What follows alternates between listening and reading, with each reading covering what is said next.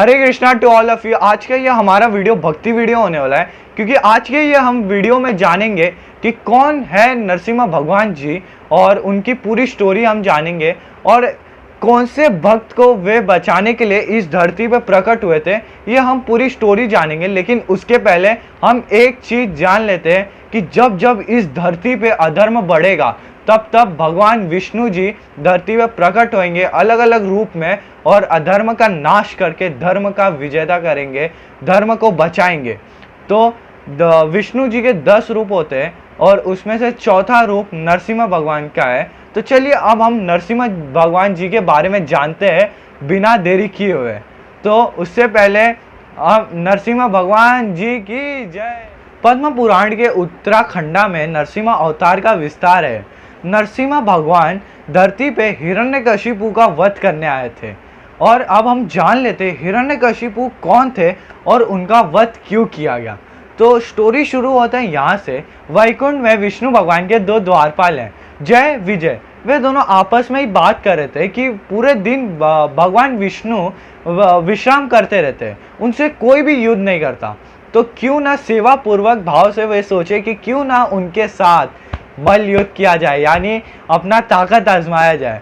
और ये बात विष्णु जी तक पहुंच गई, यानी विष्णु जी को पता चल गया और वे सोचे अच्छा ये मेरे से मल्ल युद्ध करना चाहते, मैं इनका इच्छा पूरा करूंगा। और ये एक वजह था विष्णु जी ने नरसिम्हा भगवान जी का अवतार लिया। हिरण्यकशिपु की माता जी दिति जब वो एक गर्भवती थी और उनके गर्भ में हिरण्यकशिपु और हिरण्याक्ष थे और उन्हें पता चला कि उनके गर्भ में दोनों असुर पुत्र हैं जो बाहर आने के बाद पूरे संसार में तबाही मचा देंगे।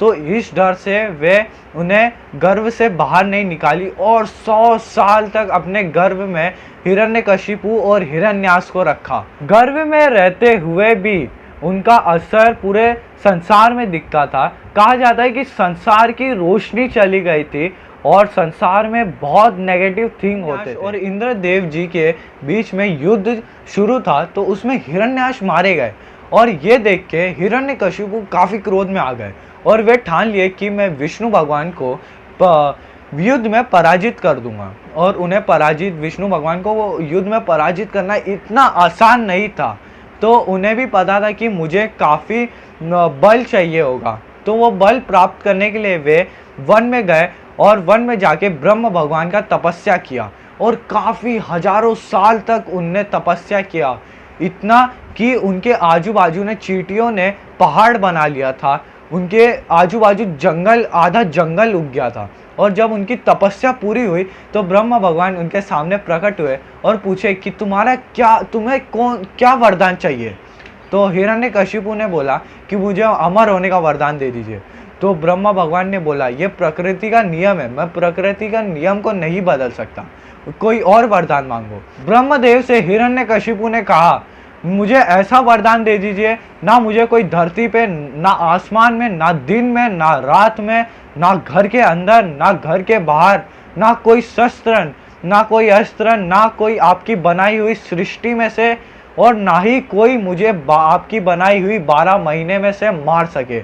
ऐसा वरदान मांग लिया हिरण्यकशिपु ने ब्रह्मदेव से और ब्रह्मदेव ने वे वरदान दे के चले गए और हिरण्यकशिपु वरदान लेके अपने घर के ओर बढ़े। हिरण्यकशिपु तपस्या कर रहे थे तो इंद्रदेव ने उनके राजपाट पे हमला किया और उनकी गर्भवती पत्नी को कारागार में डाल दिया।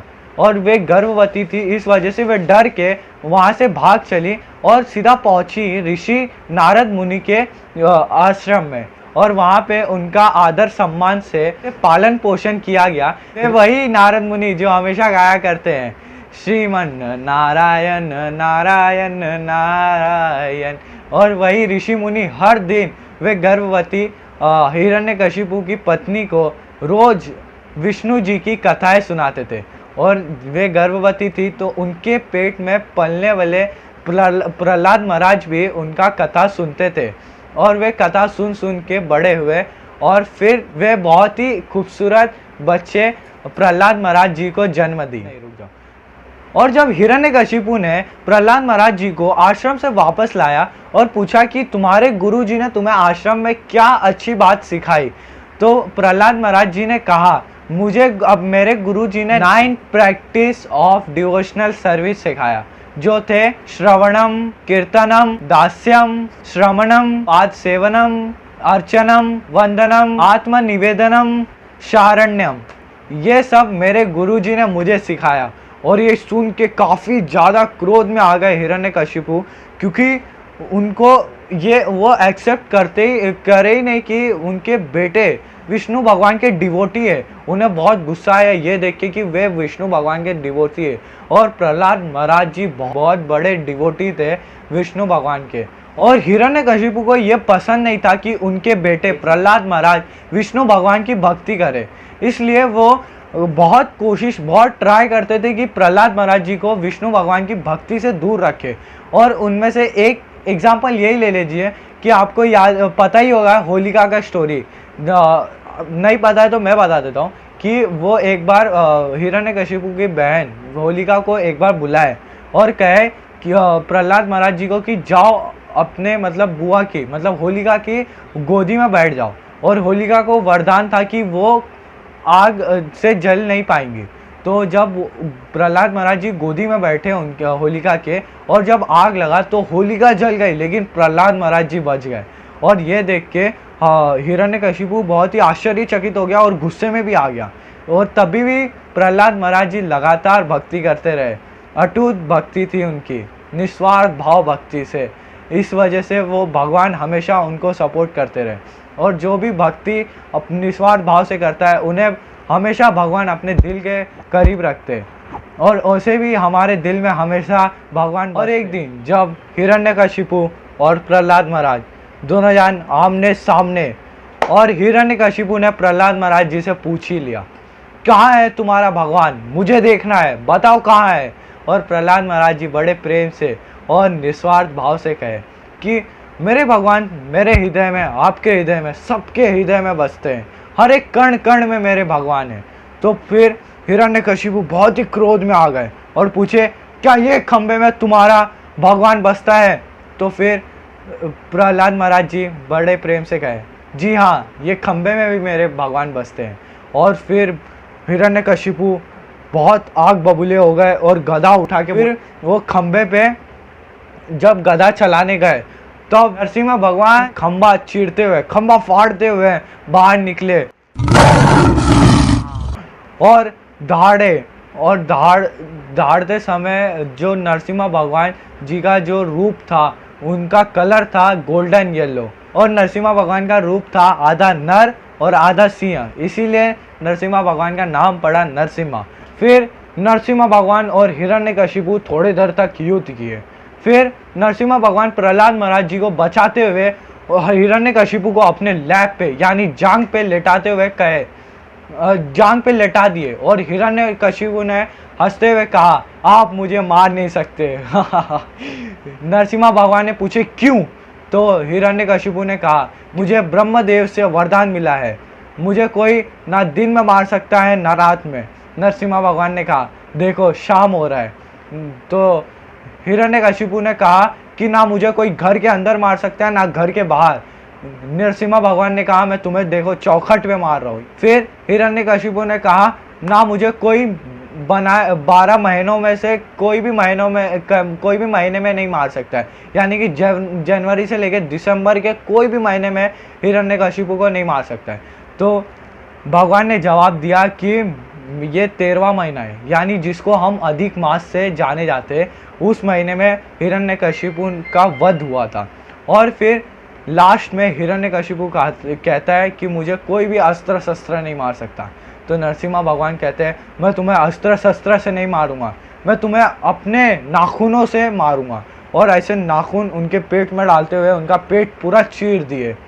और इसीलिए कहते हैं, तव कर कमल वरे नाकाम अद्भुत श्रृंगाम दालिता हिरण्यकशिपु तनुवृंगाम। हिरण्यकशिपु का वध करने के बावजूद भी नरसिम्हा भगवान तभी भी क्रोध में थे, सांस ले रहे थे और जब छोड़ रहे थे तो उनके नाक में से आग निकल रहा था, ऐसे छोड़ रहे थे। और फिर ये सब देख के देवी देवता बहुत ही आश्चर्यचकित हो गए और इंद्र भगवान सभी देवी देवता के पास गए। पहले ब्रह्मदेव के पास गए और बोले आपने ही वरदान दिया, आप ही शांत कीजिए। ब्रह्मदेव ने बोला मैं नहीं शांत कर सकता नरसिम्हा भगवान को, मैं तो उनके पास भी नहीं जा सकता, उनके इधर से इतना तेज और इतना गर्माहट निकल रहा है कि मैं उनके पास नहीं जा सकता।